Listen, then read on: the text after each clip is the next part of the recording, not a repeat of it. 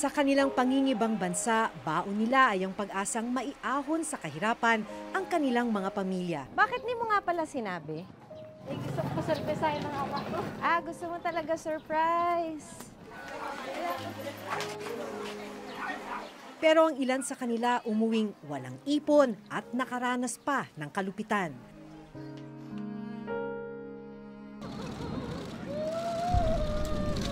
Pero ang mas masaklap, ang ilan wala ng buhay nang magbalik sa bansa. February 16, 2018, nang dumating dito sa NAIA ang bangkay ni Joanna Dimafilis. Ang kanyang pagkamatay naging dahilan ng gobyerno para ipatupad ang total deployment ban at repatriation ng mga OFW mula sa bansang Kuwait.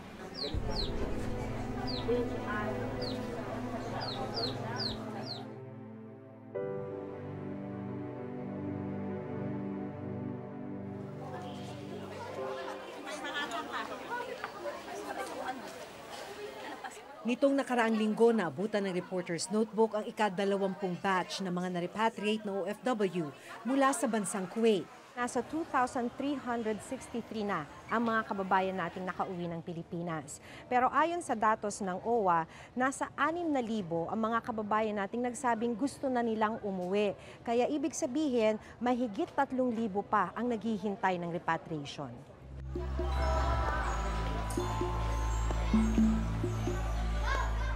May mga bus na naghihintay sa airport para maihatid ang mga na-repatriate na OFW sa opisina ng Overseas Workers Welfare Administration o OWA. Sa opisina ng OWA, makukuha ang financial aid.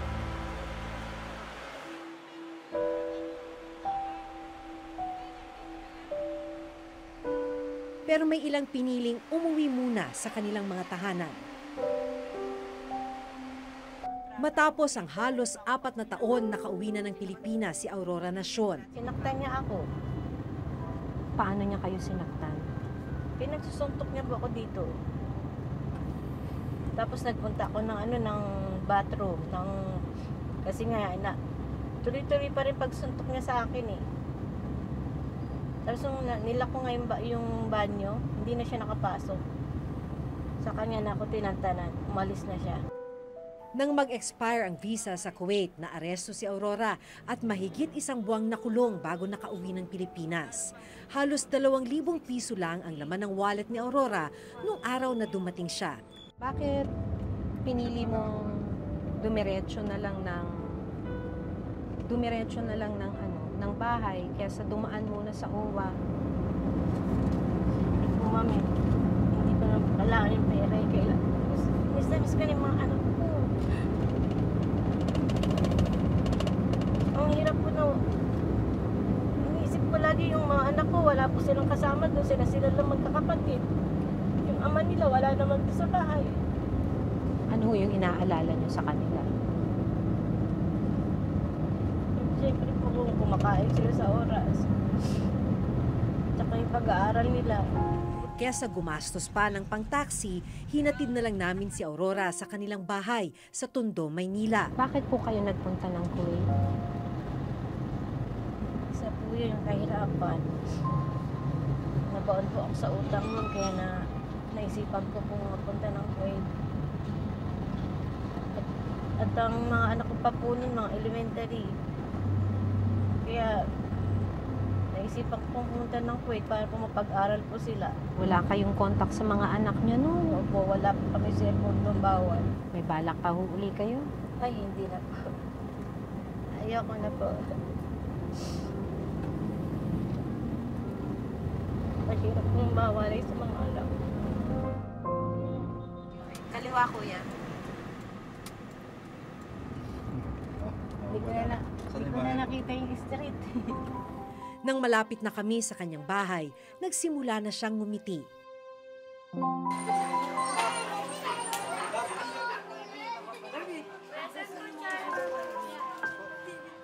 Lima ang anak ni Aurora at hindi alam ng kanyang mga anak na pauwi na siya. Gusto niya raw kasi silang surprisahin. Bakit di mo nga pala sinabi? Gusto ko surprisahin ng ama ko. Gusto mo talaga surprise. Okay. Mukhang masusurprise talaga sila nito. At nang makita ang mga anak, humagulgul na si Aurora.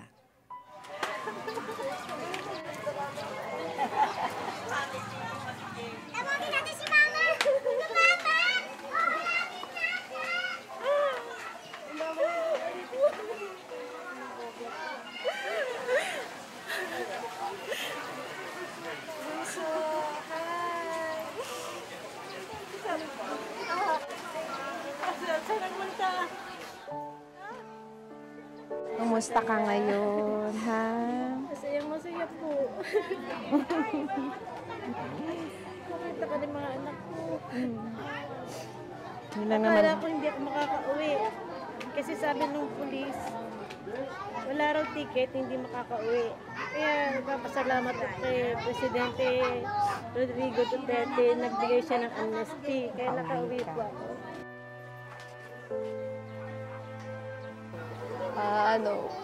Nagpasalamat ako sa Lord kasi nakarating na siya dito ng safe, ng ligtas.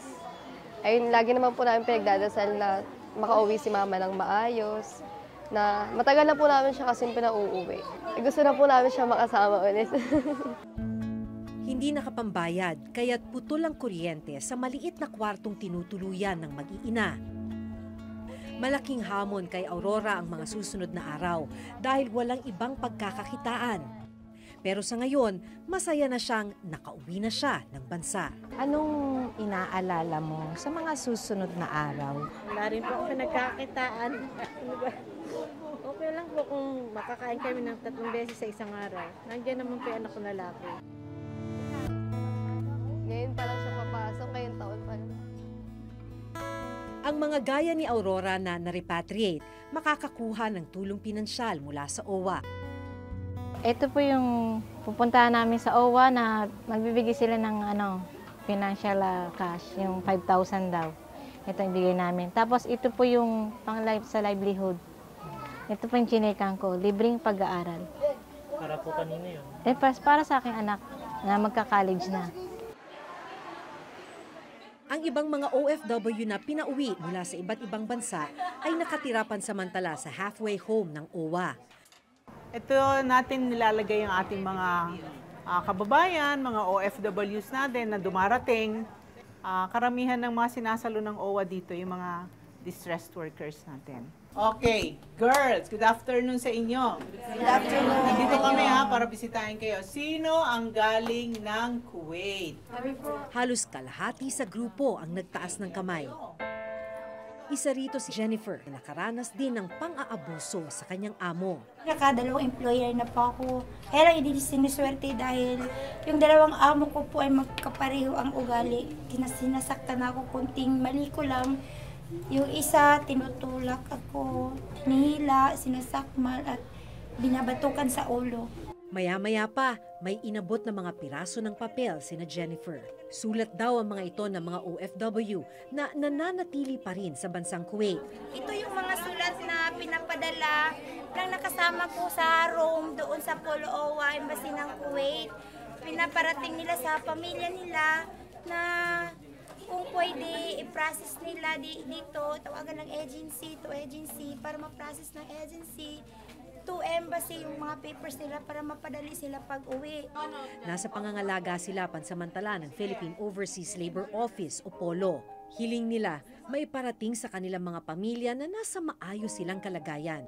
Isa lang si Jennifer sa mahigit 2,000 OFW na pinauwi galing Kuwait. Tinatayang 3,000 pa ang uuwi sa mga susunod na araw at buwan. Pero wala na raw mas hihigit pa sa sakit na dinaranas ng pamilya ni Joanna Demafilis. Hindi kwentuhan at katuparan ng mga pangarap, kundi iyakan ang salubong sa pag-uwi ni Joanna.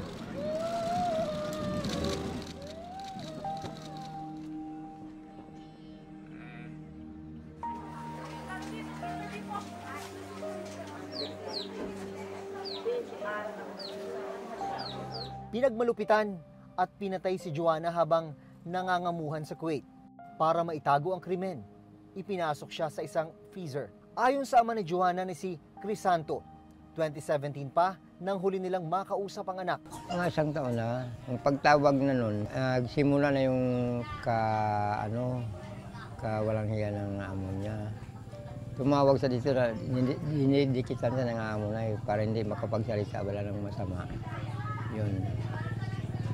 Mula nun, hindi na tumawag. Kabalitaan lang namin yung pumunta yung OWA dito na sinabi na sa akin. Yung anak na si Joanna, patay. Sabi niya, patay na. Hindi bigla ako na medyo sumikip yung dugan ko ba, yung dibdib ko ba. Ang mga marka sa katawan ni Joanna ang tanging makakapagsabi kung gaano katindi ang pagmamalupit na ginawa sa kanya. Parang hindi mo na makilala na si Joanna na siya. Basag nito, putol itong kamay. Parang balik-balik na ba? Yung bato-bato, balik-balik na rin. At saka yung baywang na parang binang balik-balik talaga yung mga ribs na. Ika-anim si Joanna sa 9 na magkakapatid. 3 pangarap ang baon ni Joanna sa pagpunta sa Kuwait noong taong 2014. Ang mapagtapos niya sa pag-aaral ang bunsong kapatid, matubos ang 3 ektaryang lupain na naisanla at maipaayos ang nasirang bahay dahil sa bagyong Yolanda. Maganda yung yung balak na sana at saka yung ambition na para sa aming mag-ina at saka gusto na makatulong rin ba sa amin, makahonin kami sa aming kabuhayan.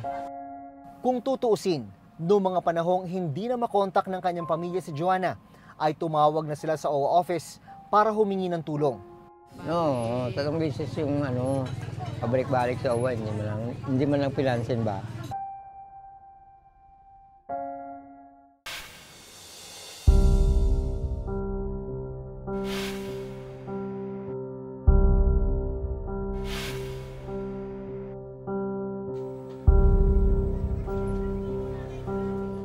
Dito sa maliit na bahay, nabuo ang pangarap ni Joanna Dimafilis.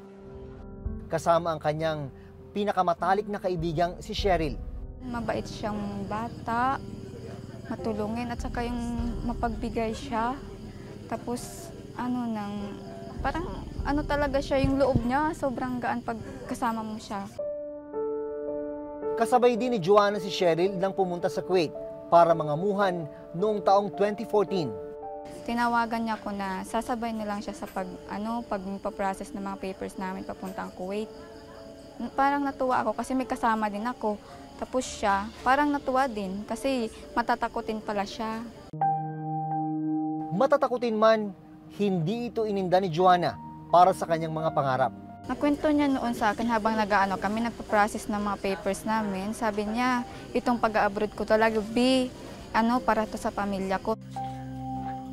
Nakauwi sa bansa si Cheryl noong 2016, pero si Joanna hindi na nakita pang buhay.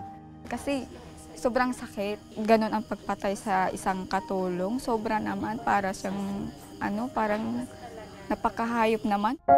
Kung tutuusin, noong mga panahong hindi na makontak ng kanyang pamilya si Joanna, ay tumawag na sila sa OWA office para humingi ng tulong. Report nga, 3 beses nga pumunta, sabi ko ng yung anak ko. No, 3 beses yung pabalik-balik sa OWA, hindi man lang pinansin ba.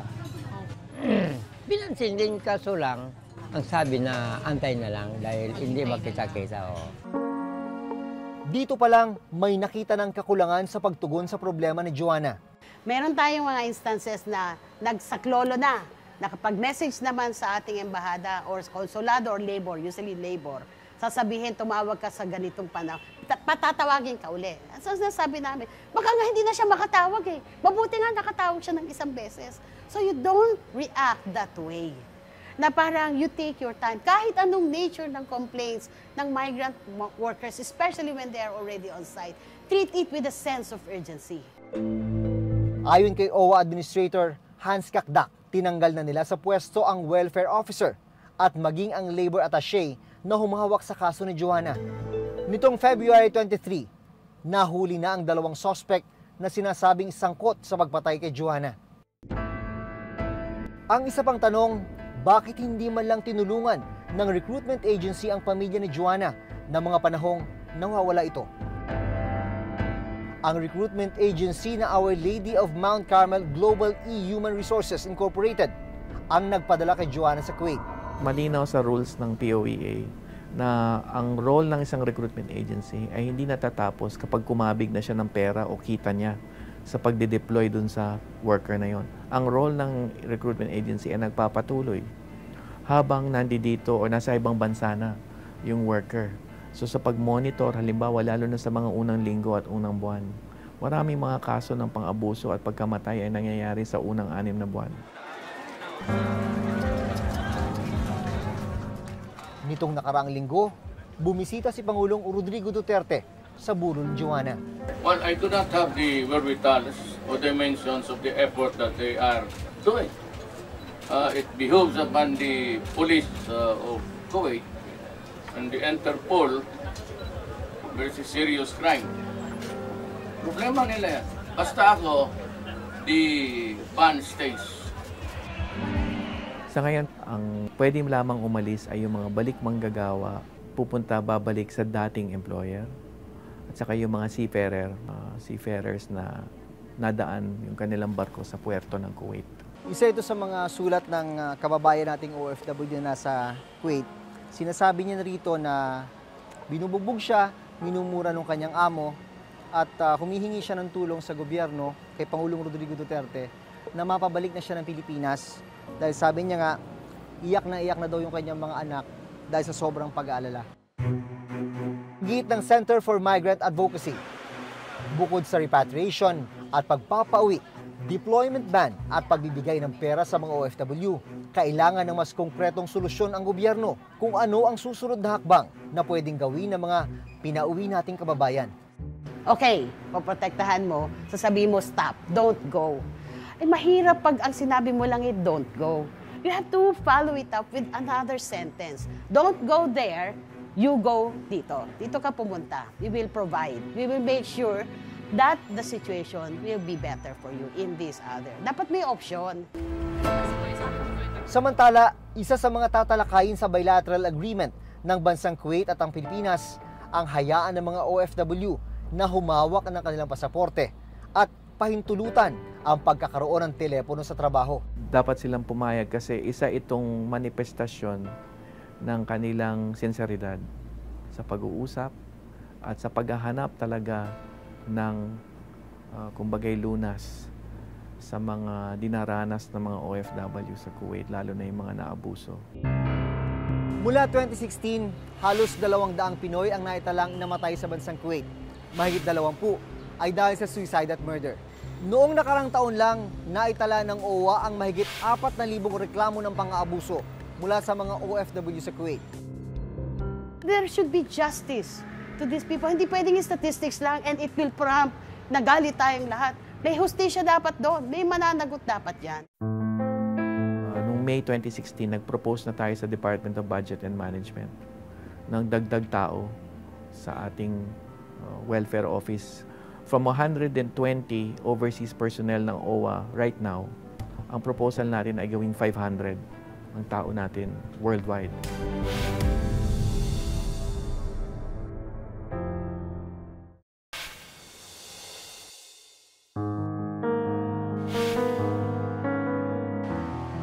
Ang kwento ni na Aurora at Joanna, kwento ng marami sa ating mga kababayang nakikipagsapalaran sa ibayong dagat.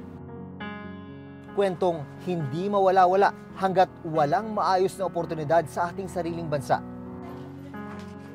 Malungkot na kailangan nilang malayo sa pamilya dahil ito lamang ang paraan para matupad ang kanilang mga mumunting pangarap. Hanggang sa susunod na Huwebes, ako si Maki Pulido. Ako si Jun Veneracion at ito ang nakatala sa aming Reporter's Notebook.